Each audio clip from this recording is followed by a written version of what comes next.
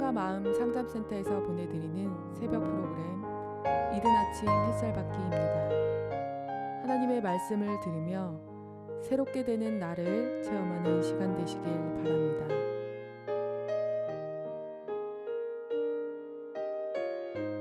사랑과 마음 상담센터에서 보내드리는 이른 아침 햇살 받기 시간입니다. 우리는 지금 믿음의 영적 현상이 우리 삶에 어떤 형태로 드러나고 있는가에 대한 이야기를 하고 있습니다. 그 현상 중에 하나가 하나님께서 택하시고 사랑하는 자들을 채찍질 하신다.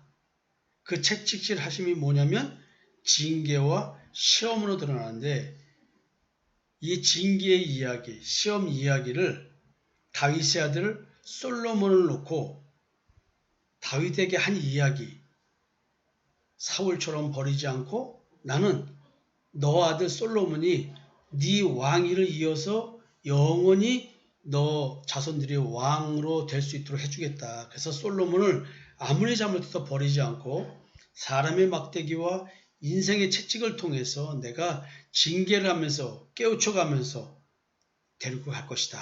이런 약속을 합니다. 그런 말씀을 드렸죠. 이런 축복 중에 축복의 표현. 근데 우리는 징계받는 것을 좋아하지 않죠? 싫어하죠.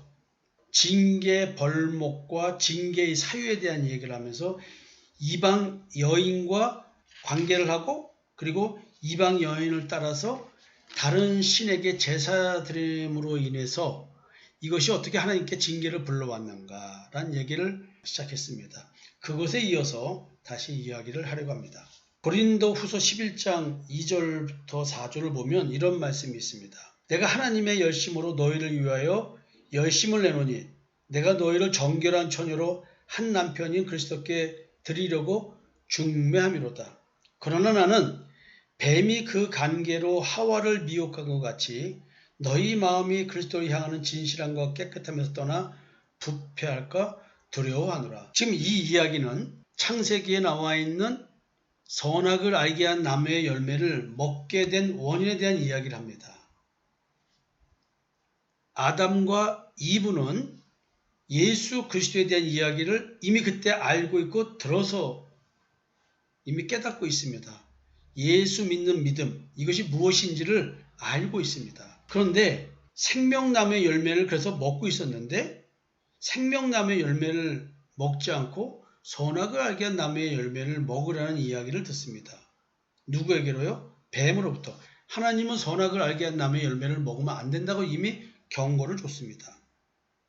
근데 이 선악을 알게 한 나무의 열매를 먹게 하는 이 행위가 뭐냐면 그 당시 아담과 이브가 갖고 있던 그리스도를 향한 진실함과 깨끗한 마음, 이것에 흠집을 내서 부패한 씨를 뿌려서 그 신앙의 전적 타락과 부패를 만들어내는 누룩 같은 행위를 한 것이라는 거죠.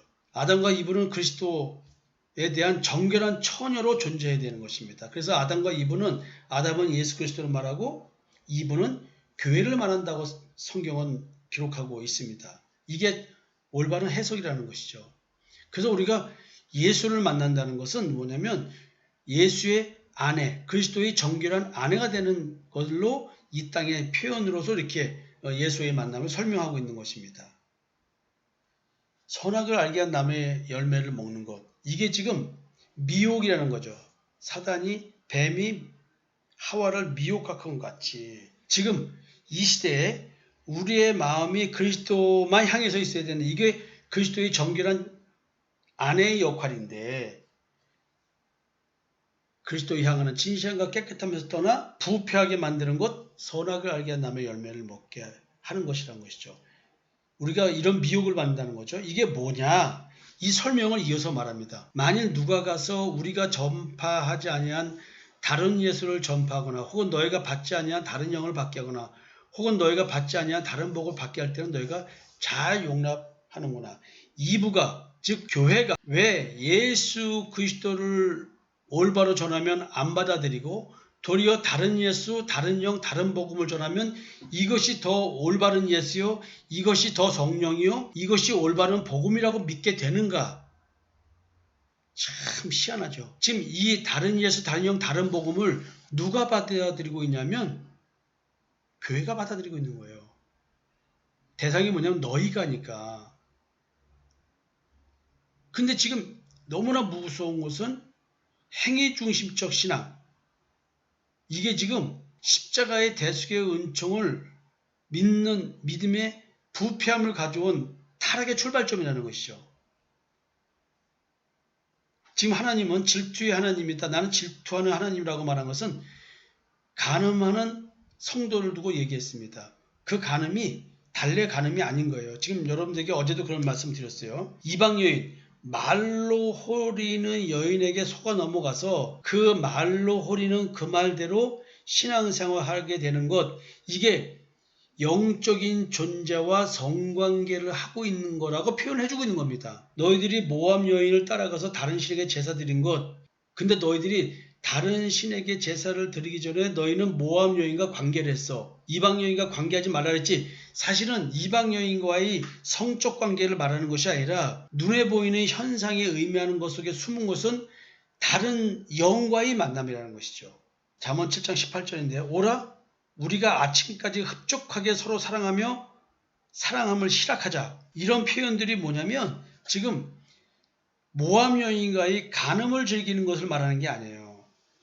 영적인 존재와의 관계, 즉 하나님과 임마누엘이 이루어져야 되는데, 예수와 임마누엘이 이루어져야 되는데, 하나님이 보내신 성령과 임마누엘이 이루어져야 되는데, 다른 영, 다른 예수, 다른 복음, 지금 세상 영, 하나님의 영이 아닌 하나님께 속하지 않은 영과 지금 내가 하나가 되고 있다는 거예요. 그 영의 깨달음을 받고 그 깨달음으로 인해서 겉보기 율법적으로만 예수님을 믿고 하나님을 믿지 실제로는 그렇지 않다는 것이죠. 아침까지 흡족하게 서로 사랑하며 사랑함으로 시작하자, 이 말은 뭐냐면 그 신전에서 제사 드리는 행위를 그렇게 열심히 하고 있다는 뜻이에요. 그러면서 예를 듭니다. 남편은 집을 떠나 먼 길을 갔는데 은주머니를 가졌은 즉 보름날에나 집에 돌아오리라 하여 여러 가지 고운 말을 유혹하며 입술에 호리는 말로 꿰더라. 누가? 남편이 멀리 떠나가 있는 이 아주머니가. 지금 이 말이 바로 뭐냐면 선악을 알게 한 남의 열매를 먹게 하는 그런 미혹의 영, 사단의 간괴라는 거죠. 간괴. 우리가 선악을 알게 한 남의 열매를 먹을 때 보암직하고 먹음직하고 지혜롭게 할 만큼 탐수 없다 그랬어요. 여러 가지 고운 말을 유혹하며 입술에 호리는 말을 꿰나는 말이 그 말입니다.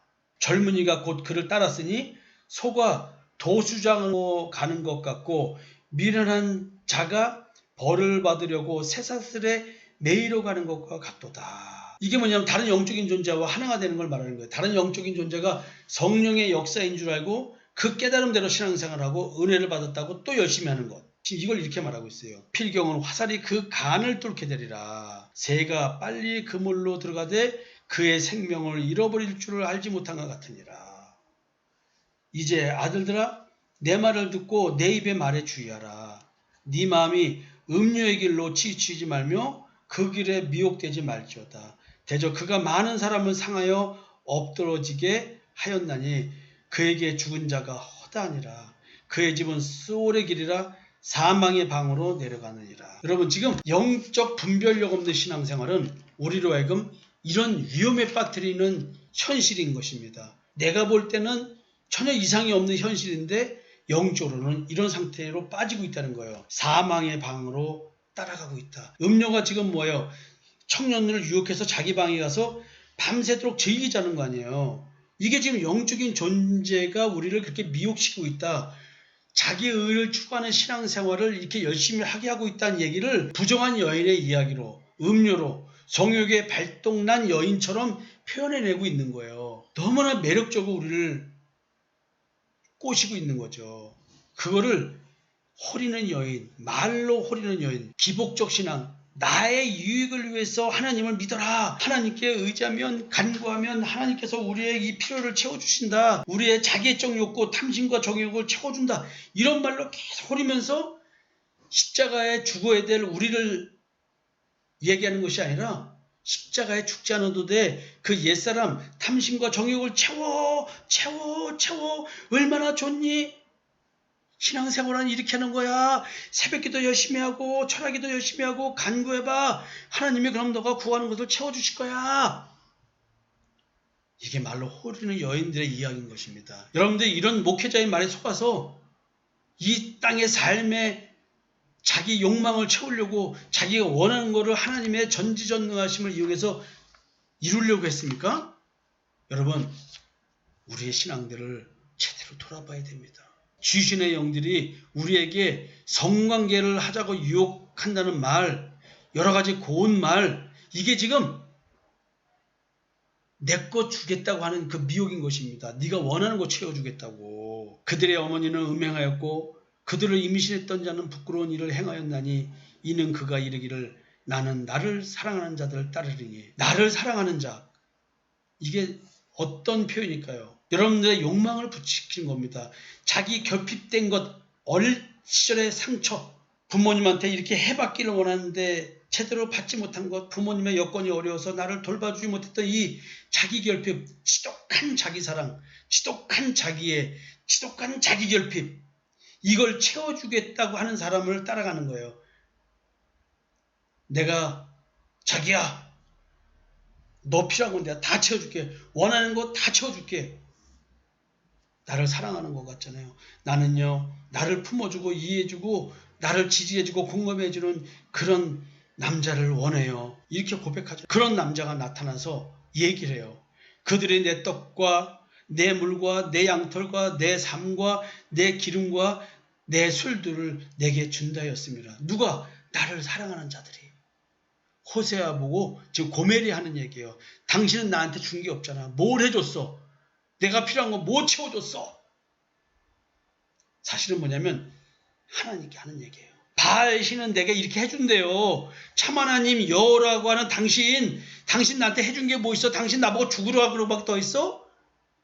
내 탐심과 정욕, 자기애적 욕구 죽여버리려며, 번제돼서 태워버리려며, 십자가에 못 박아 죽이려며. 나는 그럴 수가 없어. 나는 그럴 수가 없어. 나 채워줘. 내 떡 내놔. 내 물 내놔. 내 양털 내놔. 내 삶 내놔. 내 기름 내놔. 내 술 내놔. 내 거 내놔. 나 채워줘. 이 채워주는 사람이 나를 사랑하는 자들이에요. 근데 하나님은 안 채워주거든요. 그거를. 있는 걸 족한 줄 알라 라고 말하죠. 그래서 하나님이 이렇게 말씀하십니다. 내가 가시로 그 길을 막으며 담을 쌓아 그로 그 길을 찾지 못하게 하리니.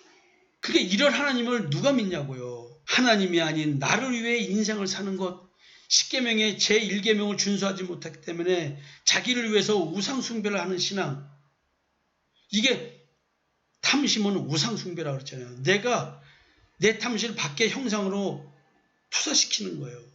그래서 우리는 그 어떤 물질을 원하고 대상을 원하는 거예요.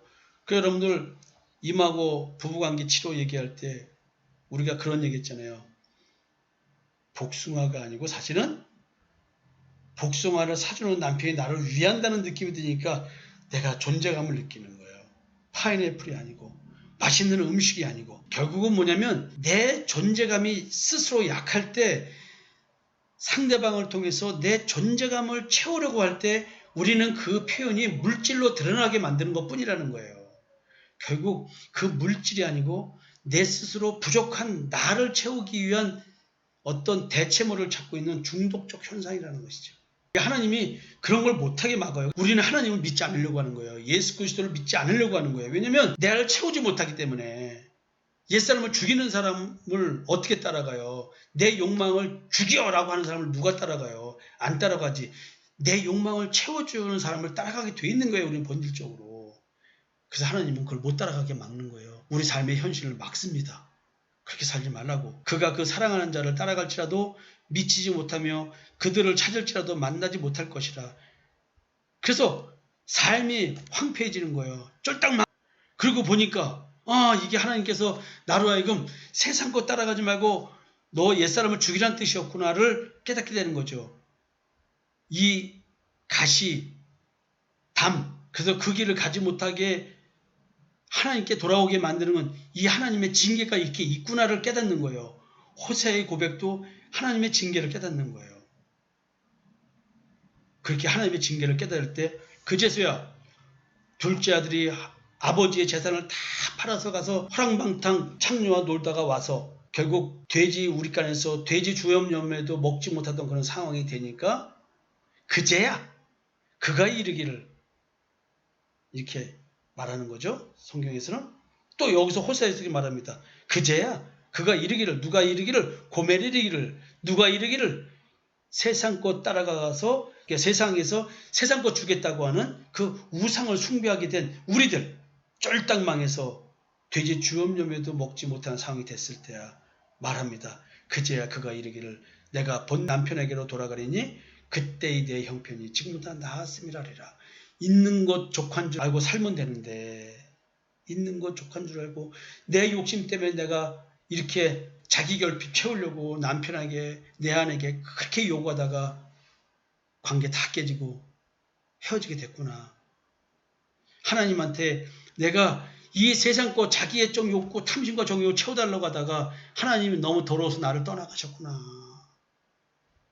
이제야 내가 이걸 깨닫네.